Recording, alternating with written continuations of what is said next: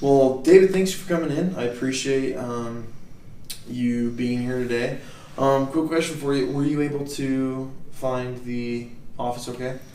Yeah, it's pretty simple. It's just right off the road, so Okay, cool. no problems. Good. I like simple. Simple's good. David, question for you, another one. Have you ever done therapy before? Not really. I mean, just talk to friends that thought they were therapists, but not like traditional therapy or whatever this is. Alright, cool. That's cool. Yeah, I do that all the time. Even though like all my friends are like talk to me, I'm like, no. Anyway. You have to pay me for it, right? Yeah, you gotta pay me, right? Exactly. So I guess a few things that I want to talk with you about before we kind of go into talking about what brings you here. I just want to let you know of a few things that are important for you to understand, and things that I am required to do. First off, the first one is working. Is as we talk, if there is a topic that comes up of you feeling suicidal, you have thoughts of suicide, or you're feeling homicidal towards a person that you identify to me, with those things, and as well as like child abuse or the abuse of a vulnerable population, I am required and mandated by the state to report those things that you discuss with me. Typically, how that goes, if as we're talking, if you ever bring one of those up, typically I would like to discuss with you about what's been going on, kind of get more understanding about those feelings, and then if at a moment, if it seems that you don't feel safe or whatever, then I will have to report that. And that's typically something I would like to do with you in the room. I would like to have you sitting here with me, kind of, as we are on the phone with the proper, talking with the proper channels of what to do and how to keep you and other people safe. Does that make sense? Do you have any questions for me about that? No, it seems pretty straightforward. Okay, cool. And I guess the big and last thing is I want to stress to you is this idea of confidentiality. Have you heard that word before? Yeah, of course. Okay, cool. So just kind of restating that. So I just want to let you know, like in here, except for the things that I've just briefly mentioned to you, like everything else in here this is Vegas. What's said here stays here. So we're going to try to keep that, and I just want to make sure that you understand that the things that you bring to me, no one else outside of this office will hear the words that you utter and whatnot. So just that way you can feel safe and feel that your privacy is taken care of. Does that sound good? Yeah, okay, thanks. Cool. So David, I just first off, I just want to thank you for being here. I mean, that's an awesome thing that you've kept this appointment. And when I saw you in the waiting room, I was a little jazzed. I gave a fist bump just because I know there's a lot of time and effort that comes into come to therapy. So thank you for being willing to take the time out of your day to be here. So David, before we kind of get in, tell me a little bit about yourself. What do you tell me about David? What is David like? Long walks on the beach. No, I'm kidding. Nice. You can go out of the Great Salt Lake, right? Yeah. Yeah, you could probably on the salt. Yeah, you could practically walk on water. I guess I just like spending time with my family. Like music. What kind of music do you like? I kind of like oldies. Kind of like favorite band is kind of cliche, but like the Beatles. Okay, very good. So that kind of era of music I'm really into. Nice. Very good. So I guess, I don't know, I don't have much time besides work to really do anything. Okay. But, and so did you say you were married? Yeah. You're married, you have kids? Yeah. Nice. How many kids you got? Oh gosh, there's a lot. I think I lose track. I think I'm up to 6. 6 kids? Yeah. Dang, dude. Driving that Yeah. Honda Odyssey? No, it's a 15-passenger van, actually. Oh, Kind man. of embarrassed by it, but That's okay, man. I mean, with so many people and family and luggage, you have to have room. Okay. Very cool. What typically, what's kind of like since you're with your family, what's the favorite activity you guys like to do? Oh, Since there's you and your wife plus the 6 kids. yeah. It's mainly just like going to the park. It's free. Nice. And so we can play like tag or play catch. Okay. Some of the littlest kids can go like to the playground and play on the jungle gym or something. Very nice. So I think that's probably like our favorite thing to do is just go to our local park. Okay. Cool. Well, very good. Thanks for sharing that. I mean, right off the bat, it seems like you're, it seems like you, based upon that, you have a lot of kids, which is, I commend you for that. Like, you have a basketball team with some subs. Yeah, so there you go. But I It's think a hard time saying no for me. yeah, understandable. I mean, because you have those, your spouse, but also the 6 wonderful little bundles of joy. But it seems like when it comes to family, it seems like you have a really good understanding of who you are and kind of like the husband and the dad that you, based upon what I've spoken with you about, it seems like something when you were talking about your family, it seems like you kind of got excited and you love your family, so that's an awesome thing. So I commend you for that. So David, kind of just what brings you in here today? What kind of what made it so you wanted to come meet with me today? I guess I've always, or not always, but had a notion that therapy was for like weak people. Okay. But I guess I just having a lot of trouble at work right now, or not right now, just a lot lately, and it's been going on for a couple of years. But just a lot of stress, a lot of expectations, and I don't know if I want to do my job anymore.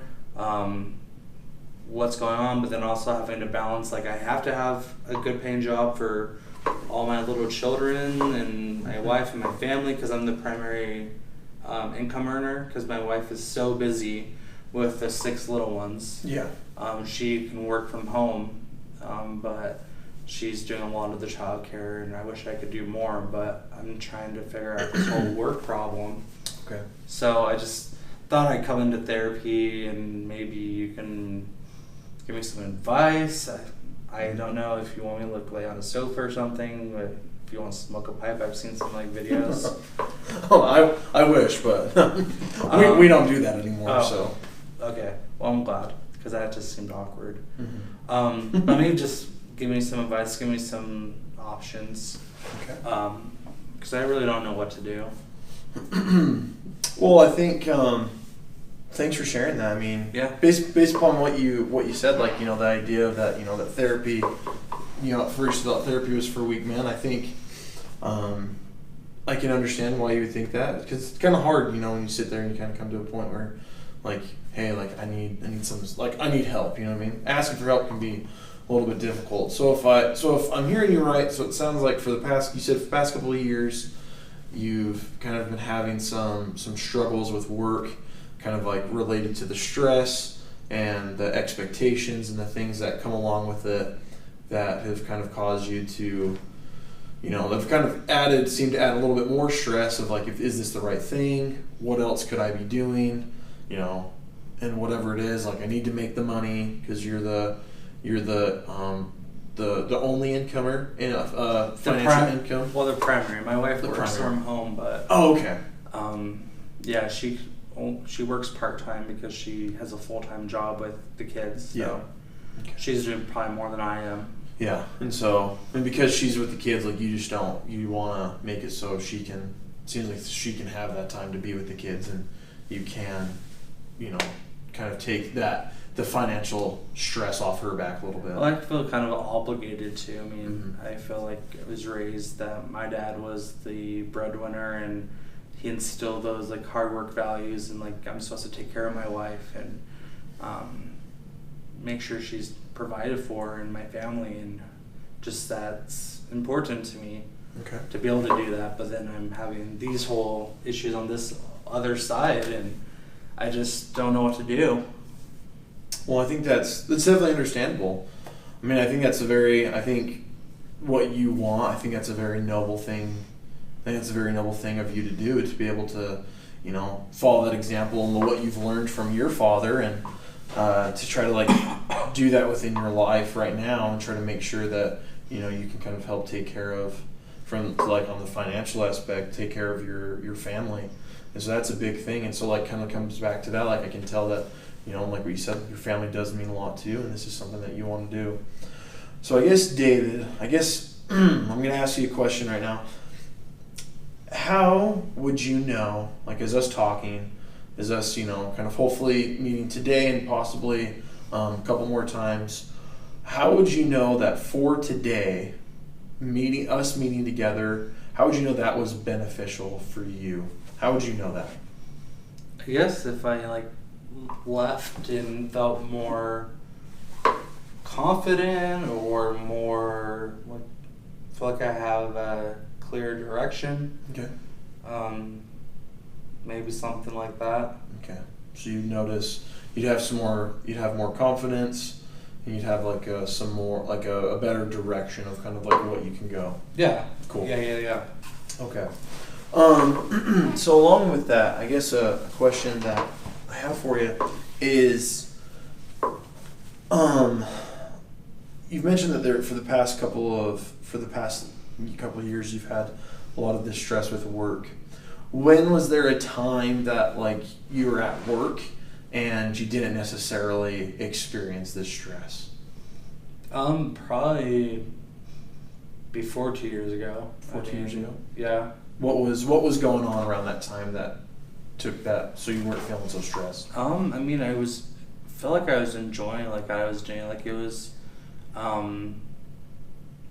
everything seemed so fresh and new and just not monotonous. Yeah. I feel like that's kind of fallen into that rut, and just doing it's the daily grind, and it's just not fun. I'm not enjoying it. I don't feel like I'm progressing or learning anything, and just stuck. Yeah. Back then it felt like I was doing things and making a difference, and now I'm just a cog in the wheel. Okay. When you say cog, what do you mean by that? Just one of the parts. I'm not anything special. I'm just one of the things that makes the company churn. Yeah.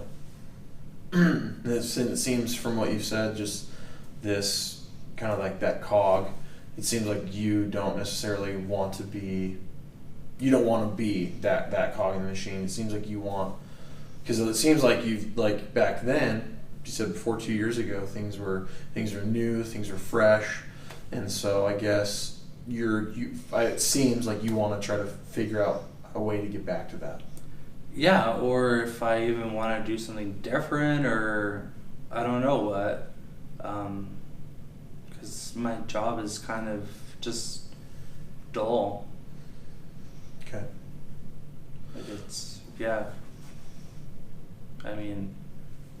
My job, I worked at a paper plate manufacturing company.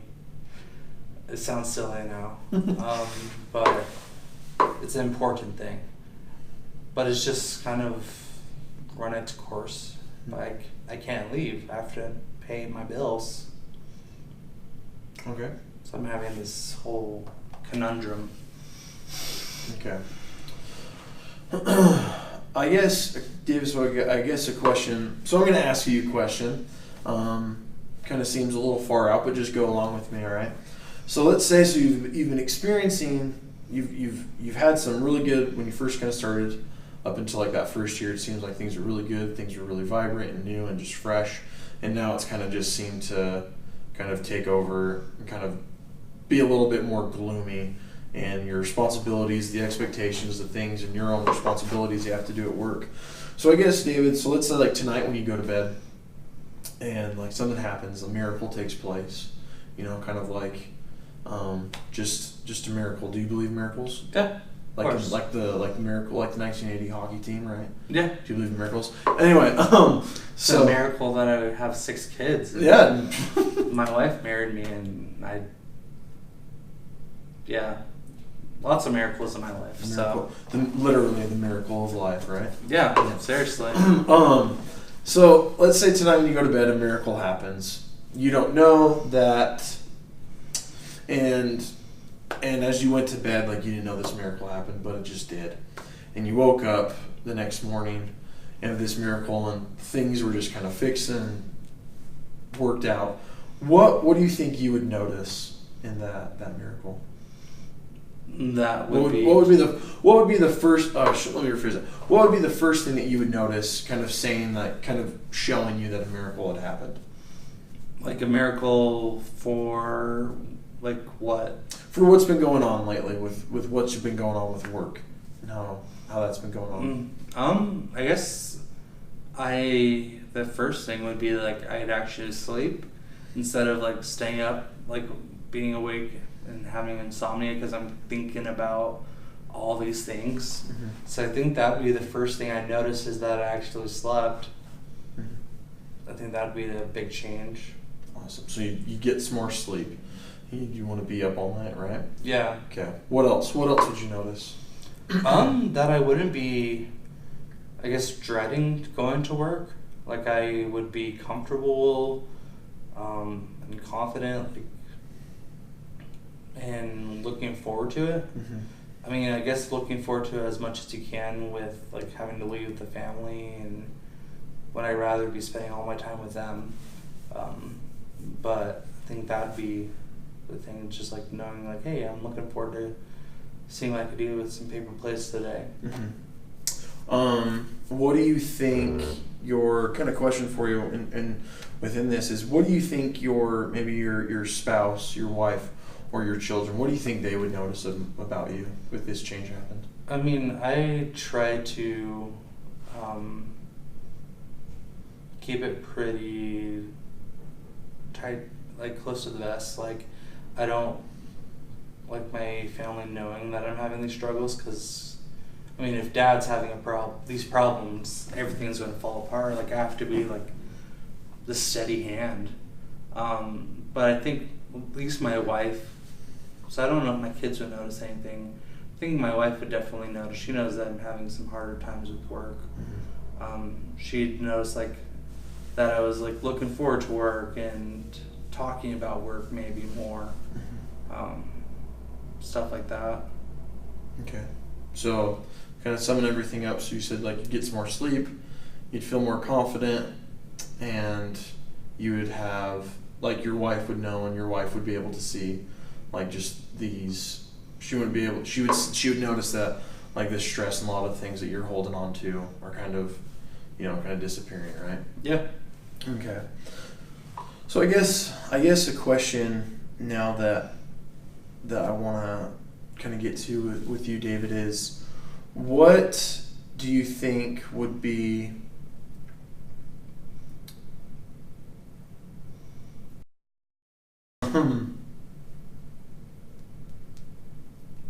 what do you think would allow you, if this miracle happened, to be at more peace with your job? What do you think if this miracle did happen and you're able to see that, do you see yourself in this miracle as still within this company or doing something else?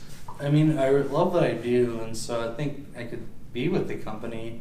I think it's just like being able to innovate new things within the paper plate industry. Okay. So to be more, you think you'd find yourself being a little bit more innovative, right? Yeah, like innovative, creative, have the ability or desires to do that. Like try something new. Okay. So there would be more of, so for what I'm saying from this is there would be more of this kind of idea of being more when you say innovative, so like creative, having like more ideas, more different things of different like opportunities that you and like some of your coworkers could go into within the company and kind of developing more things, right? Yeah, like I have some good ideas already, like Mm-hmm. for recycled paper plate kind of thing, that I feel like I'd like to run with, but Okay. so I mean, I guess there's things like in the chamber. Okay. So I guess so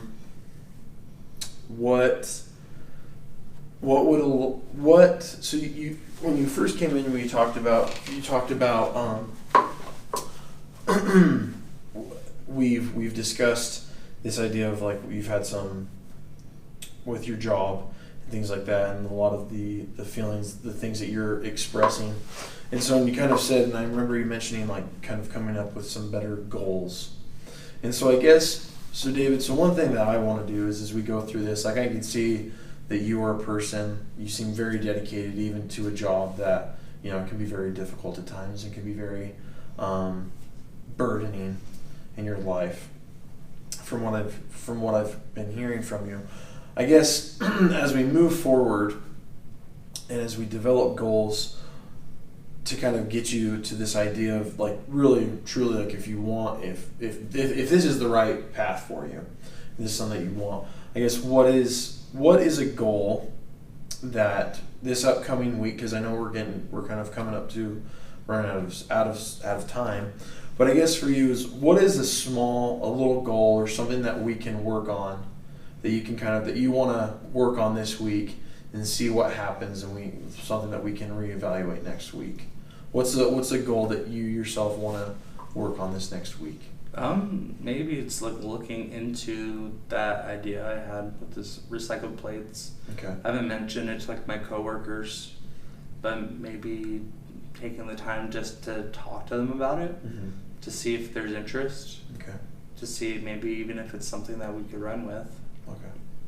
Do you think, based upon like your relationship, do you feel like they would be open to this new idea? I think they'd definitely be open to like talking about it. I just have become more closed off and just going through the grind, but I think it's completely possible for me to talk to them about it. Mm-hmm. I think that'd be a good goal. Okay, awesome. So one thing I want, so as we prepare to meet next week, one thing as we do this, what I would like you to do is I would like you to give that a shot, to give that goal a shot. That seems like a really good goal, and I think something that could be beneficial for you at this time. And then when we come back, one thing I want when we meet up again is I want when we start, I want to discuss like what you experienced, how that was, and then we can kind of talk about that and then move forward into potentially some other goals that could be beneficial for you right now and what you're going through, as well as hopefully the future. Does that sound good? Yeah, it does. Okay, awesome.